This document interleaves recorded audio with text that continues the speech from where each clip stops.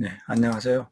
오늘은 지난 시간에 이어서 신학문답 세 번째 조항 성령에 대해 좀 더 상세하게 살펴보겠습니다. 성령에 대해 말할 때 그 성령과 관계하는 인간의 행위를 어떻게 이해해야 하는지 하는 문제부터 살펴보겠습니다. 확실히 인간의 자유가 있고 인간 스스로 어떤 행위들을 경험하고 실행할 가능성이 있습니다. 만약 이러한 것들이 불가능하다면 우리는 어떤 명령을 입력한 것들만 따라서 하는 로봇이나 누가 조종하는 거에 따라서 움직이는 꼭두각시에 불과할 것입니다. 그렇다면 우리는 느끼지도 못할 거고 생각하지도 못할 것이고 신학조차도 하지 못할 것입니다. 그러므로 우리는 인간 안에 있는 이러한 인간적인 요소, 예컨대 자유롭게 생각하고 자유롭게 행동하는 일 등을 삭제할 수 없습니다. 그러나 파르티에 가면 인간 안에 있는 이 인간적인 요소는 하나님과 우리의 관계에 대해서는 아무것도 설명하지 못하고 또 하나님과 우리의 교제에 어떠한 근거도 줄 수 없습니다. 파르트는 천사가 못에 내려와 물을 휘저어 놓을 때 그 속에 맨 먼저 들어간 사람만 낫게 된다는 베드자다 연못에 갔던 중풍병자에 대한 이야기, 요한복음 5장 1절로 9절에 나오는 이야기죠. 그걸 예로 들어 설명합니다. 사람들은 언제나 그들이 원할 때 그 못에 들어갈 수 있지만 그러나 언제나 적절한 때는 아니었습니다. 하나님의 현실적인 개입이 요구되었습니다. 그러므로 인간의 자유와 하나님의 행동 사이의 관련은 이렇게 표현할 수 있을 것입니다. 인간은 그가 원할 때 행동하지만 그러나 그의 행동은 단지 그의 행동이 하나님의 행동과 상응할 때만 의미를 지닌다라고 말할 수 있죠. 정말 하나님의 바로 그 행동에서 인간의 행동은 여전히 인간의 문제, 그리고 그의 자유의 문제, 그의 생명의 문제이지만 그러나 하나님과 함께하는 인간의 문제입니다. 그래서 만약 우리가 하나님과 인간이 함께 한다는 것이 무엇인지를 이해하고자 한다면 언제나 우리의 눈을 하늘로 향하고 저 높은 곳에 무엇이 있는가를 찾고 참 하나님이시며 참 인간이신 분, 그래서 하나님과 함께하는 인간이 어떠한 인간인가를 있는 그대로 보여주는 그리스도의 인격을 바라보아야 합니다. 성령, 그러니까 그리스도의 영은 말하자면 우리가 말씀을 듣고 영접하고 순종하는 그리스도이십니다. 성령은 그리스도 곁에 혹은 그분 위에 그의 나라와 그의 말씀과 다른 자연적이나 혹은 초자연적인 영역에 있는 새로운 어떤 것이 아닙니다. 요한복음 14장에서 16장은 그것을 분명하게 말해줍니다. 특히 요한복음 16장 14절의 말씀, 그가 나의 것을 받아서 너희에게 알려주실 것이다. 이 말씀을 주목할 필요가 있습니다. 성령은 그리스도 안에서 우리가 받았던 것의 증거가 아니라 현실적이고 살아있는 선물 그 자체입니다. 파르테는 이렇게 성령이 누구이신지 간략히 설명하고 이어서 역사적으로 성령에 대해 저질러졌던 오류를 제시합니다. 파르티에 하면 성령에 대한 결정적인 오해는 성령을 그리스도와 그분의 사역과 무관한 어떤 것이라고 생각하는 것입니다. 다시 이 오해는 크게 두 가지로 구별되는데 한편으로 인간의 이성을 성령의 이름으로 그리스도의 진리에 추가해야 한다고 믿었던 자들이 있었습니다. 그래서 그들은 인간의 이성의 작용으로 우리가 알거나 혹은 스스로 알고 있다고 생각하는 것을 그리스도의 진리에 추가하는 것으로 그 진리를 개량하고 개선할 수 있다라고 믿었습니다. 그리고 그렇게 성령을 여러 가지 이성적인 정신성들과 뒤섞어 놓은 것입니다. 다른 한편 성령은 오히려 그와 반대로 비이성적이고 신비적인 어떤 것이며 우리가 그리스도의 인격에서 보게 되는 것과 대조적으로 놀라운 가능성들을 지닌 어떤 초월적인 생명이라고 믿었던 기독교의 종파들이 있었습니다. 실제로 그들은 이렇게 생각했습니다. 가난한 예수, 그는 성령이 우리에게 주신 이 모든 좋은 것들을 가지고 있지 않았다. 바르티에 의하면 중세 노마교회는 성령에 관한 이 이중의 오류를 모두 저질렀습니다. 사람들은 거기서 그리스도의 인격에 어떤 것을 추가하려고 했습니다. 그런데 그들은 한편으로는 자연과 이성의 편에서, 그리고 다른 한편으로는 신비주의의 편에서 그렇게 했습니다. 한편에는 고상하고 합리적인 학문으로서 하나님의 인식의 첫 단계인 자연신학이 있습니다. 다른 한편에는 성자들과 기적들, 종교적인 영혼의 거대한 열광들과 그들이 노마교회 안에서 우리에게 자랑하는 이 모든 영광스러운 삶이 있습니다. 노마 카톨릭과 마찬가지로 19세기 이후 개신교의 근대주의도 또한 그리스도는 충분하지 않다고 상상하고 영이라는 단어 아래서 제시되는 모든 종류의 종교적이고 사회적이며 인본주의적이고 과학적인 경험들에 의해서 그를 보충하려고 했습니다. 그러나 성령은 그리스도의 인격과 사역과의 절대적인 동일성에 의해서 다른 모든 영들과 구별됩니다. 그리고 이것은 성령을 다른 영들과 구별하는 신약 성경의 기준입니다. 성령의 계시들은 언제나 새롭지만 그러나 결코 그리스도의 새로움의 계시들과 다르지 않습니다. 이어서 바르트는 성령의 선물, 곧 은사와 사역에 대해 설명합니다. 우선 성령의 선물은 예수 그리스도 안에서 하나님의 은혜를 인정하고 예수 그리스도 안에서 생각되는 인간으로서 성령의 능력 아래에서 살아감을 인정하는 선물로 정의할 수 있습니다. 왜냐하면 하나님의 은혜는 예수 그리스도 안에서만 우리와 관계하기 때문입니다. 그래서 바르트는 예수 그리스도 안에서 성령을 통해 주어지는 이 은혜가 무시되는 곳에서는 또 그것을 보충해야 한다고 주장하거나 성령의 능력 안에서의 삶을 인정하지 않는 그 어디든지 우리는 더 이상 성령과 관계하는 것이 아니라고 강조합니다. 왜냐하면 그것은 그런 주장이 아무리 종교적이고 신학적이고 경건하다고 할지라도 그리스도 밖에 있는 인간이 주요한 관심사이지 예수 그리스도 안에 있는 인간이 문제되지 않기 때문입니다. 성령은 은혜의 영이고 죄의 용서의 영입니다. 따라서 인간이 그의 이익과 그의 필요가 더 이상 중심에 있지 않은 겸손의 영인 것입니다.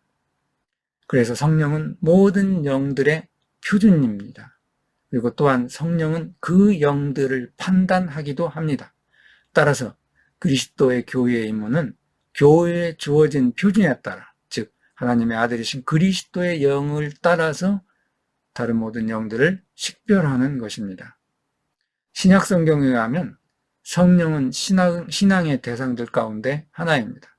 사도신경도 또한 신약 성경을 따라서 나는 성령을 믿는다고 선언하고 있습니다. 이렇게 신앙의 대상인 성령은 또한 기도의 대상이기도 합니다. 우리는 다만 성령을 받으려고 기도하는 것만은 아닙니다. 우리는 성령께 기도해야 합니다. 그래서 고대교인은 성령께 오소서 창조주 성령이시여 베니 크리아토로 스피리투스라고 기도하기도 했습니다. 이렇게 그리스도인의 기도는 또한 성령을 향해 있어야 합니다. 성령은 새로운 창조를 일으키시기도 합니다. 하나님이신 그분과 우리의 만남은 완전한 변화를 의미합니다. 성령이 계신 그곳에서 우리는 여전히 있는 그대로 옛사람으로 남아있을 수 없습니다. 성령은 우리를 공격하고 우리를 다시 살리기 위해 우리를 죽이기까지 합니다. 그런데 이것은 사도 바울이 그리스도 안에서 나는 날마다 죽노라 이렇게 고백했듯이 끊임없는 죽음이어야 합니다. 왜냐하면 이 옛사람은 언제나 또다시 이전의 삶으로 되돌아가려고 하고 그래서 언제나 다시 물에 빠뜨려 죽이고 그리스도 안에서 새롭게 되살리기 위해 세례의 물의 표면 아래 놓일 필요가 있는 어리석은 사람이기 때문입니다. 그러나 이 새로운 출생은 유리적인 사건, 단 한 번으로 완성되는 사실이 아닙니다. 칼뱅은 기독교 강요에서 중생, 거듭남은 한순간이나 하루나 한 해에 걸쳐 이루어지는 것이 아니라 죽을 때까지 한평생이 필요하다고 말하고 있습니다.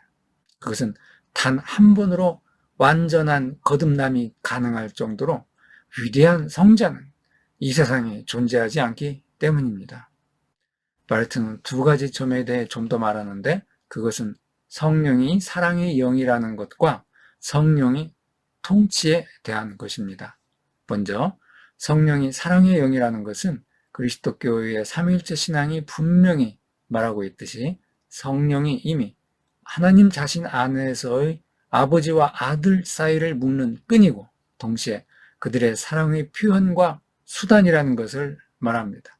여기서 바르트는 성령이 우리를 위한 하나님이시면서 신적인 사랑의 바로 그 현실이라는 것을 강조하는 것으로 만족합니다. 성령은 하나님의 사랑의 영원한 계획의 바탕이며 하나님이 영원전에 맺으시고 예수 그리스도 안에서 성취하신 계약의 현실입니다. 신약 성경에 하나님이신 성령에 대해 두 가지 정의가 있다는 것은 공연한 일이 아닙니다.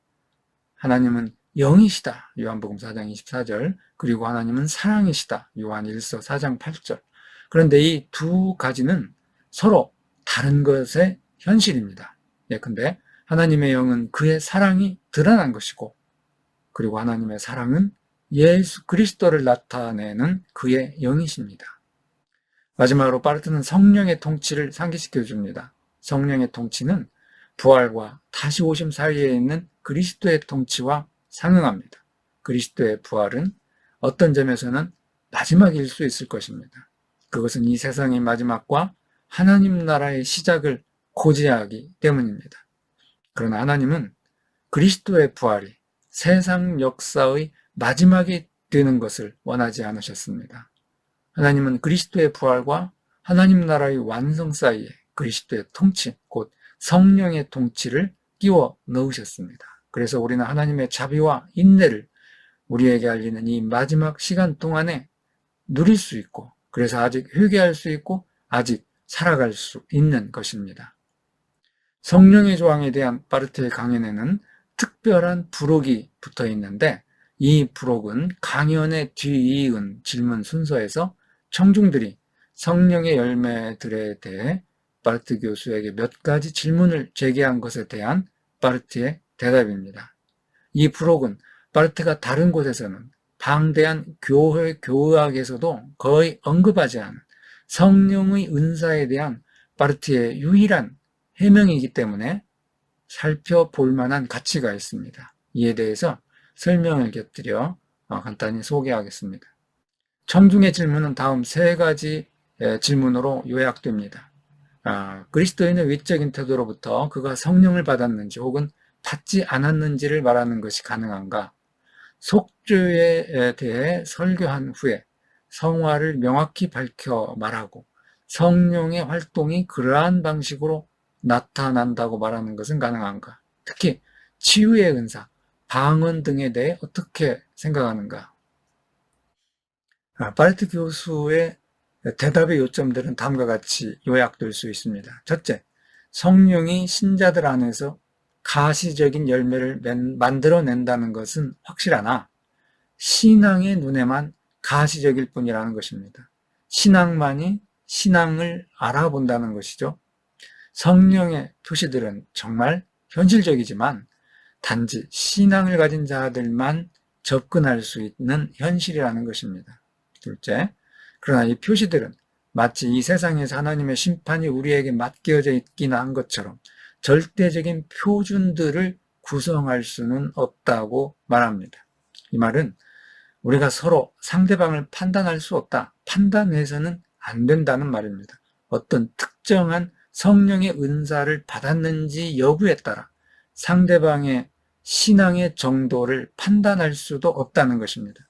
지난 시간에 그리스도는 살아계시고 온 세상을 다스리신다는 신앙 고백이 진리의 표준이고 성령의 임재의 표준이라고 말했듯이, 우리 주변에 많은 신자들이 성령 받은 징표로 내세우는 방언, 입신, 신유체험 같은 것은 신앙의 정도를 판단하는 절대적인 표준이 아니라는 것입니다.